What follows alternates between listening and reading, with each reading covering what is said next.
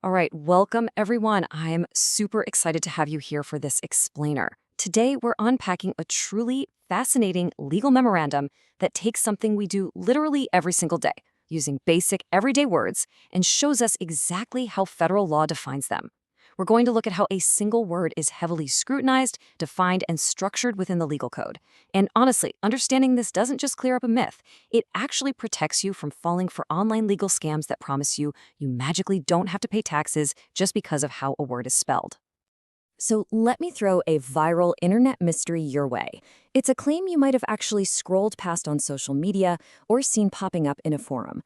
The question is this: does the word person in federal tax law only mean corporation?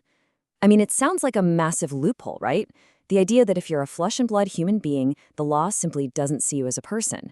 Well, today we're not going to rely on internet rumors. We're going to investigate the primary legal sources together to uncover exactly what the law actually says. Okay, let's dive into this. Here's our roadmap to uncover the truth. First, the internet tax myth. Second, defining person in law. Third, the logic category error. Fourth, person versus taxpayer.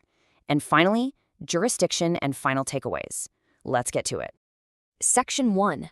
The Internet Tax Myth. We are demystifying a viral legal loophole. To set up the central conflict we're exploring today, here's the viral claim. The argument is that the legal term person strictly refers to an artificial entity or a corporation, and the conclusion people draw from this is that natural individuals, meaning you and me, are entirely exempt from the tax code because we just don't fit that narrow definition. It's an argument that essentially treats the word person as a secret hidden exemption. But does this theory actually hold any legal weight? To find out, we've got to go straight to the text. Moving right along to Section 2, defining person in law. Let's look at what the statutes actually say. The language here is pretty unmistakable. Now, the Internal Revenue Code isn't exactly known for its poetry, but it is known for its precision. Take a look at this direct quote from Title 26 United States Code, Section 771A1. It says, "The term person shall be construed to mean and include an individual, a trust, estate, partnership, association, company, or corporation." Right there. As the very first item in the list, Congress expressly included the word individual. The statutory proof is undeniable. An individual is a person, and a corporation is also a person. But it isn't just the tax code doing this. The Dictionary Act, which is 1 U.S.C. Section 1, provides general definitions for all acts of Congress. It explicitly states that the words person and whoever include corporations and companies as well as individuals. This reinforces the exact same structure across the entirety of federal law. The statutory text actively prevents any exclusion of natural individuals from the definition of a person. Now, you might be wondering, how do courts interpret these lists? Well, the Supreme Court laid this out perfectly in a case called Burgess v. United States, highlighting a really vital distinction in legal drafting. When a statute uses the word means, it's usually exclusive. It restricts the definition only to the items stated. But when a statute uses includes, it's an enlarging, non-exclusive term of addition, meaning it adds to the pile rather than restricting it. And Title 26 explicitly adds its own rule of construction stating that includes does not exclude other things. So reading person as only meaning corporation is textually impossible according to the established rules. Which brings us to Section 3, the logic category error. We're breaking down the structural logic here. Okay, we've looked at the text, so let's pivot to the structural logic. The memo explains that the internet argument commits a fundamental category error by confusing a genus with a species. A genus is a broad legal category or class. A species is a specific type or subcategory that belongs to that broader genus. Understanding this distinction is absolutely crucial to grasping how federal statutes are actually organized. And this brilliantly illustrates the point. Think about the word vehicles. Vehicles is the broad genus. Motorcycles and trucks are the species. Calling a motorcycle a vehicle doesn't magically turn it into a truck. The legal structure of Title 26 works the exact same way. Persons is the broad genus. Individuals and corporations are distinct species within that genus. So acknowledging that a corporation is a person definitely doesn't mean an individual is a corporation. They're just parallel members of a much larger class. To really hammer this home, the memo points to Supreme Court interpretive rules, notably from a case called United States v. Menashe. Courts operate on something called the whole text canon. It's a rule as old as the courts themselves. They must give effect to every single word in a statute. They also follow the rule of anti-surplusage. If person only meant corporation, the word individual that Congress explicitly wrote into the law would be rendered entirely pointless. Federal law strictly forbids deleting or ignoring words just to make a convenient legal theory work. Courts are instructed to avoid absurd or anomalous results.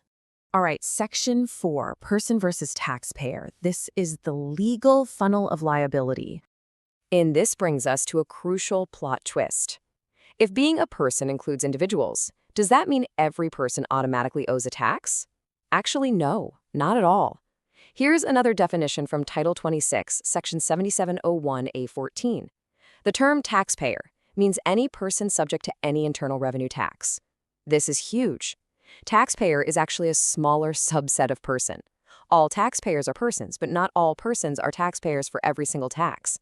There is a massive difference between a broad legal definition and actual tax liability. Standing alone, the word person doesn't determine your liability. So how does someone actually become liable?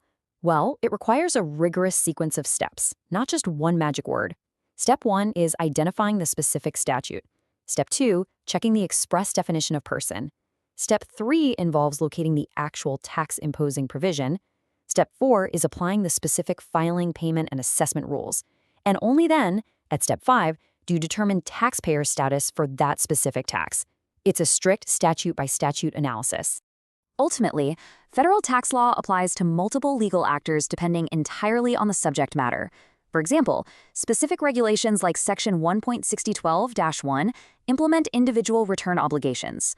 The law broadly defines gross income and requires specific returns based on thresholds and activities. You can't just shout, "I'm not a person," to bypass this whole web of highly specific imposition and procedural provisions.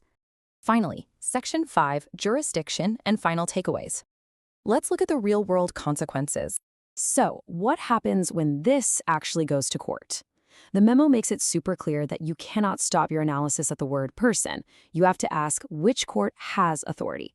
Jurisdiction matters immensely. The pathway for deficiency litigation, which typically goes to the tax court via a statutory notice of deficiency, is completely different from the pathway for refund litigation, which generally requires a timely administrative claim before you can even sue in a district court. If you try to use a clever definition of person but file in the wrong court, your case is thrown out before it even begins, regardless of your argument.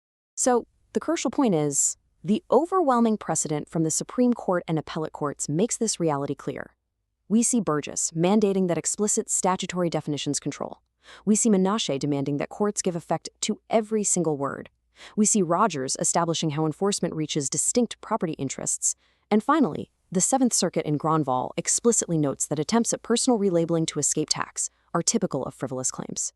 The courts are absolutely unified on this reading.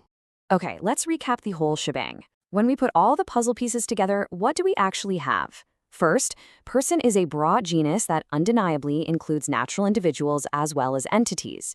Second, the word includes is a legally non-exclusive term of enlargement. Third, trying to erase the word individuals from the tax code directly violates established Supreme Court interpretive rules.